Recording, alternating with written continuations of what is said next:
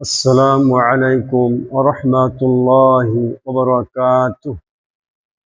نحمده ونصلي على رسوله الكريم وعلى آله وأصحابه أجمعين. আমরা আলোচনা করব বাংলাদেশের একজন কুলাঙ্গার রাশেদ খান। সে বলেছে বাংলাদেশ জামায়াত ইসলামী নাকি অমানুষের দল।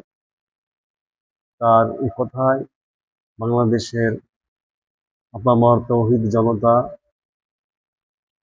অত্যন্ত কষ্ট পেয়েছেন, দুঃখ পেয়েছেন।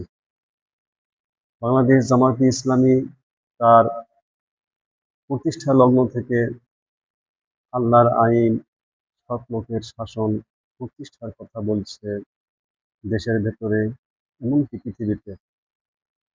আর বাংলাদেশ জামায়াতে ইসলামীর মধ্যে কোরআন এবং হাদিসের কর্মসূচি আছে, যা একজন মানুষকে ভালো বানানোর জন্য যথেষ্ট।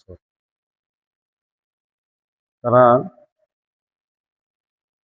চোখ দিয়ে দেখে না, কান দিয়ে শোনে না এবং হৃদয় দিয়ে, অন্তর দিয়ে তারা বিবেচনা করে না।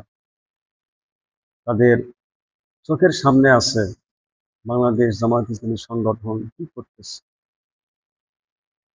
তাদের ব্যাংক আছে, তাদের অনেক প্রতিষ্ঠান আছে, তারা মানুষকে কোরআন শিক্ষা দিচ্ছে। এভাবে করে জামায়াত ইসলামের মধ্যে অনেক ইসলামী বক্তা রয়েছে। সুতরাং যারা এমন ধরনের কথা বলে বাংলাদেশ জামায়াত ইসলামী মানুষের দল, আসলে তারা নিজেরাই তো মানুষ, কিন্তু তাদের কোনো নাই, চেতনা নাই। আল্লাহ রব্বুল আলামিন বলছেন যে ওরা চতুষ্পদ জন্তুর মতো। কারণ কি? ওদের কল্প আছে, কল্প দিয়ে চিন্তা করে না। ওদের চোখ আছে, চোখ দিয়ে দেখে না।